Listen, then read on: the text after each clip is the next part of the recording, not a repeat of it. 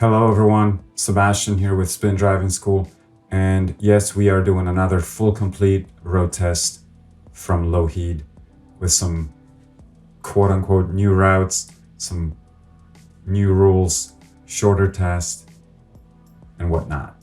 So I hope you're ready. 2 pieces of ID. Remember the stall of the parking spot that you are parked in. Take a picture of your back plate or of just your license plate. Now your driver's license, take a picture of the plate of your vehicle, front or back. Back is best. Make sure you bring 2 pieces of ID and make sure that you arrive 15 minutes before the appointment time, which is usually your check-in time. Okay, so your check-in time will be 15 minutes before your actual road test happens.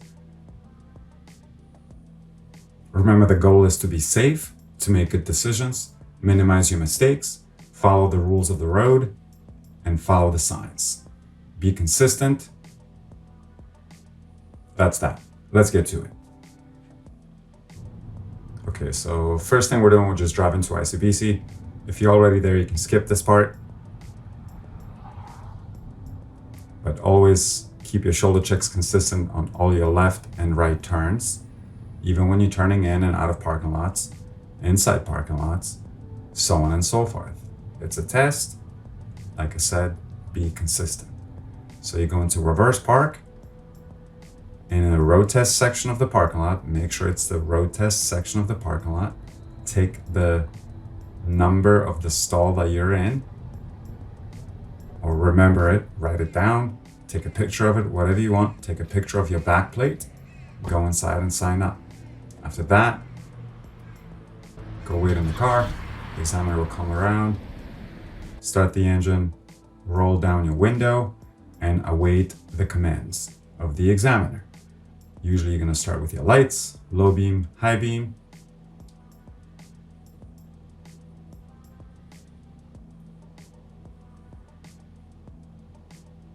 So again, low beam and high beam, your turn signals, left and right. Turn signals on the car. Honk the horn, beep beep. Defoggers or defrosters or climate control for your front and back windows. Emergency lights or your hazard lights. Engage the parking brake or point to it. Step on a brake, foot brake. Windshield wipers, make sure they work. And last but not least, hand signals. Make sure your vehicle is in the top shape. You have half a tank of gas. No lights on the dash. No problems with airbags, seat belts, no cracks in the windshield, windows not tinted too much, things like that. And we are exiting the ICBC parking lot, and in this case, we are turning left. So the road test has begun.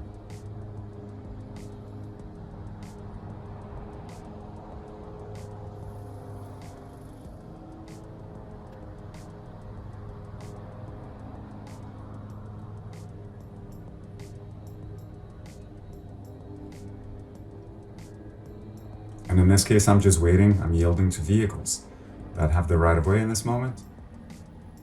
So you don't rush anything. Take your time, as long as you are doing it for the right reasons, specifically if it's for your safety and other safety. But it has to be valid. You can't just say that you felt unsafe. I know it's subjective, but we're turning right here, full stop.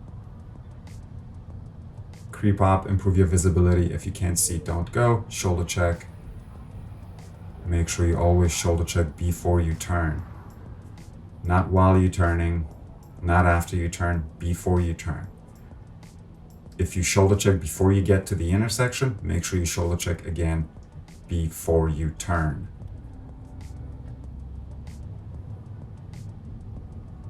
Lane change to the right, turning right at the lights onto boundary.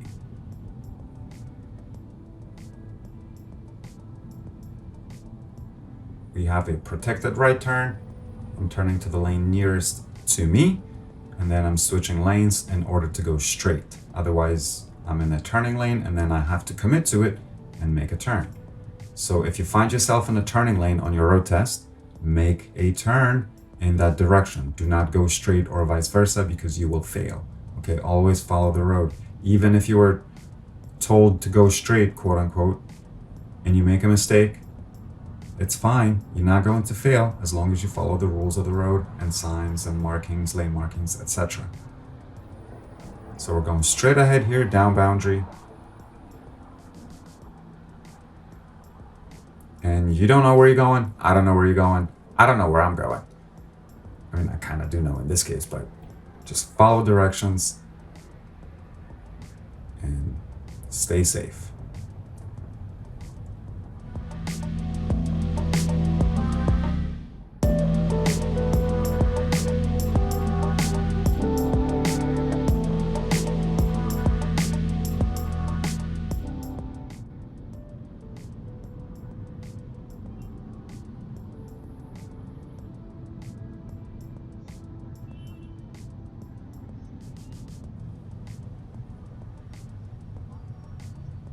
Yeah, it's going to be awkward and quiet at times.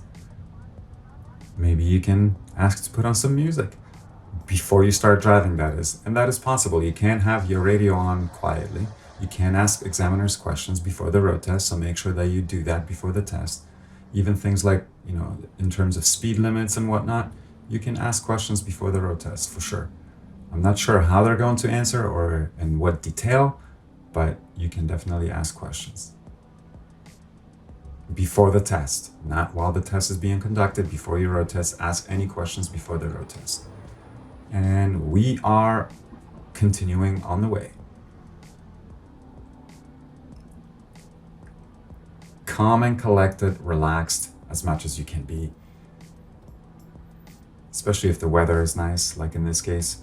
Hopefully when you're watching this video, the weather is decent, but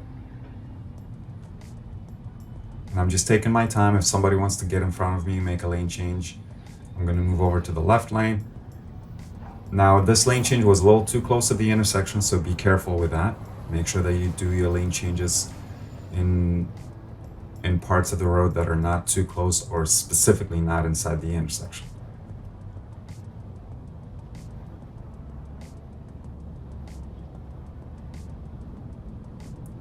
And I will be turning left, I believe on East Georgia, maybe the street after that, through Boundary, through the boulevard, through one of those neutral zones.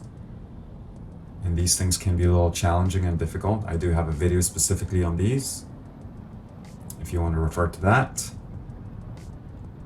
For those who are not familiar with how to go through a neutral zone in a boulevard.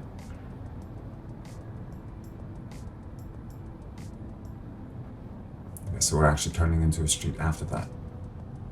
Turning left, so we're turning to the center of the right side.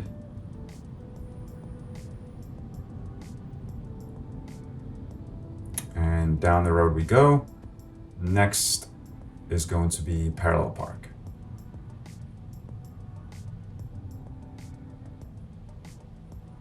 So reverse 360 check, which means you do both ways behind you. It's not a shoulder check. Both ways behind you. And then you can use the camera from time to time. Check your mirrors, look behind you. Okay, so make sure that you're doing all three, if anything. And yes, you can correct and adjust your parking anytime, as long as it's done safely and properly. Park, pull up your brake if you need to. In this case, it's automatic. And we are on the way. Signaling and shoulder checking on your way out. So anytime you're pulling in and pulling out, you should shoulder check. You should also do a shoulder check before your parallel park. I'm waiting for a cyclist to pass. And that's why you shoulder check, for your blind spots. Same thing when you're asked to open the door. That's what you're looking for. Yielding to a pedestrian. If we're going straight, in this case, we're turning left. And yes, I do keep my shoulder checks consistent and present on all left and right turns.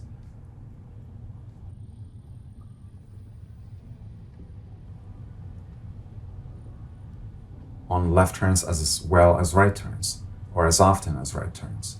It's the same thing. I always teach my students to do shoulder checks on left and right turns. Doesn't matter. Stop signs, 2 ways, 4 ways, traffic lights, controlled, uncontrolled turns. Turning left here. And then we are turning right at the stop. I'm going to be yielding to this FedEx truck.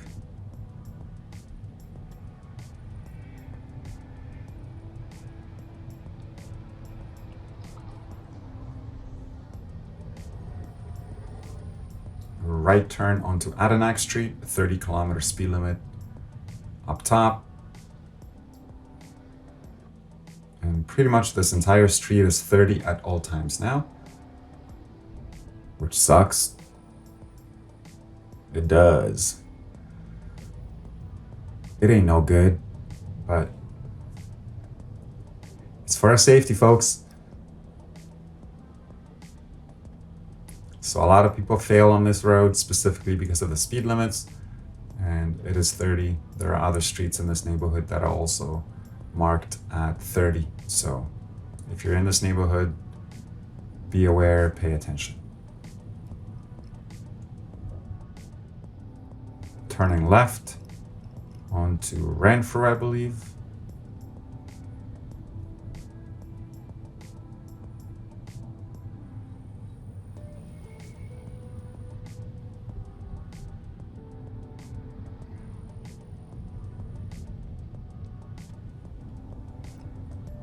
Next right. And next we'll be pulling over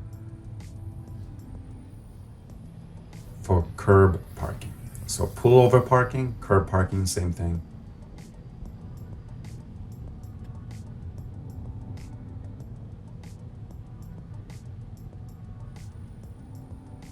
But that's usually the next thing you do on the test. Or you might be pulled over first and then parallel park. Again, the order is irrelevant.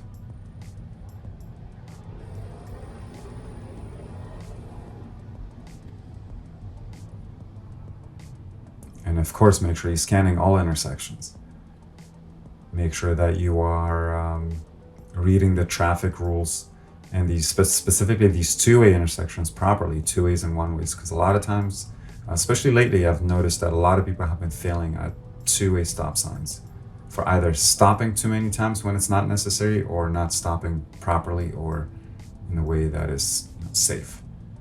So scanning, creeping, possibly you may need to stop again to rescan the intersection to kind of look again and make sure that it's clear and safe, because it's not always easy to see from when you're behind the stop line.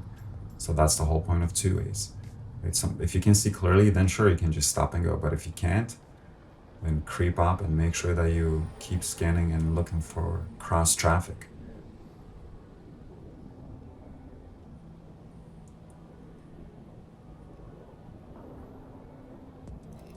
Next is right turn back onto Renfrew. And yes, we'll be pulling over in a moment.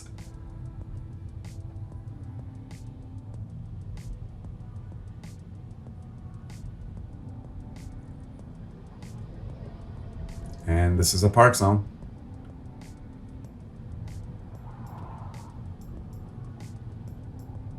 Okay, so shoulder check, pull over, park, secure your wheels if you are on the hill. Essentially, you're going to be parking in the way that you would, if you were to leave your car. Open the door, so check your mirrors, check your blind spots, essentially do a shoulder check. Now we're going to be backing up in a straight line. So 360 check necessary since we're moving backwards. And we're looking mostly behind us, into the mirror, maybe spot the camera from time to time, glance at the camera, make sure that you are not hitting anything and that the car is straight. You can, again, make corrections and adjustments as long as they're small and necessary. Don't turn your wheels if it's not necessary, because sometimes people do that and they hit curbs and they get surprised. Shoulder check on your way out. And of course, signal first as always. Always signal first. Mirror signal, shoulder check.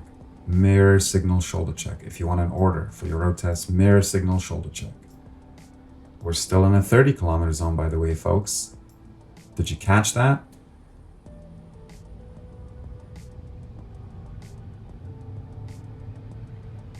exit in a 30k zone here. We're going straight here. You may not be given directions here, and yes, this is going straight.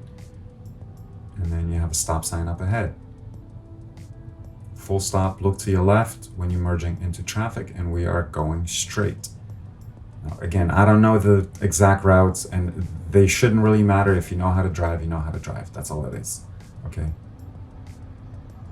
This is basically a cheat sheet, but people still fail. It happens all the time. So people have these ideas that just because you watch these videos that you're going to be successful. You should be, as long as you drive well, but everything is situational. That's why you still need to drive well in the moment. We'll be changing lanes to the left at some point. Again, try not to go through an intersection when you do that, since it's already happened once or close to it. That could cost you points, and those could be possible fails if you make the same mistake multiple times, specifically if they're big mistakes. Like, see, this white car kind of made a lane change closer to the intersection as well in this case, so be on the lookout for that. Avoid that as much as you can. And we are nearly complete, folks. We're heading back now to ICBC. We'll be turning left here onto Broadway.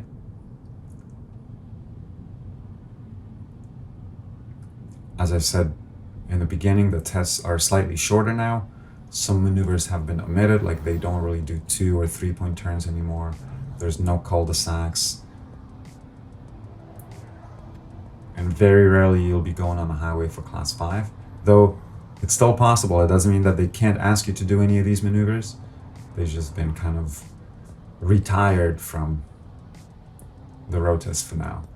Now, this is also a close call here. So I do want to point this out, that I essentially almost entered the intersection. I mean, I guess if you run the tape back, it was probably a yellow light. So that's a close call. Like in that case, you have to be careful that you're not pushing it. Now, the intersection was clear. It was a safe turn. Probably would be okay. But that's honestly up to the examiner's discretion, right? These things can be very subjective. So that's why you want to make sure that anytime you're going through intersections or turning, you want to go through a green light as much as possible. That's not always easy to control. Obviously, it's just more about luck than anything. But if you make good decisions, you can minimize those moments and keep that in mind.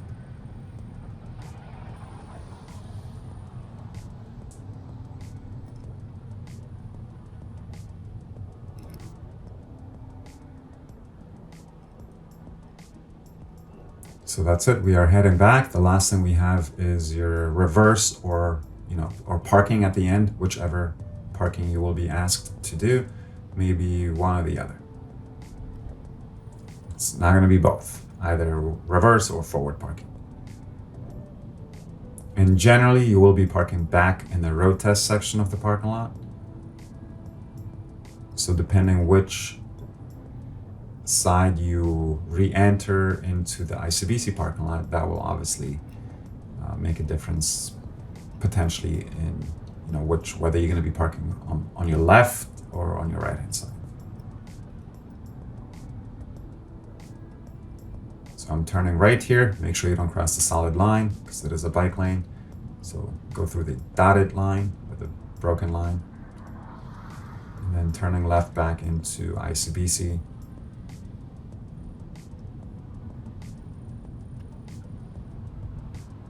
To finish my test. And I will be doing both reverse and forward parking just for the purpose of this video, but these are your final steps. So at this point, if you don't have an idea if you pass or fail, the examiner will tell you, and hopefully you get the good news. But it's sometimes you never know.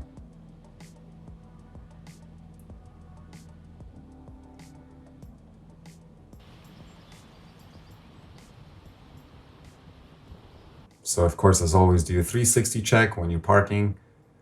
Not when you're doing forward parking, when you're doing reverse parking, right? So again, 360 checks are only necessary for when you're moving backwards. That's it. We're done, folks. Thumbs up. One final move, forward parking. Or pulling in. And of course, make sure that you secure your parking brake at the end, and you may be asked to turn the car off if it's hot, open the doors, or keep the AC going. So I hope this video helped, and I hope it will help you in the future for those of you who are watching right now. That's it. We'll see you in the next video.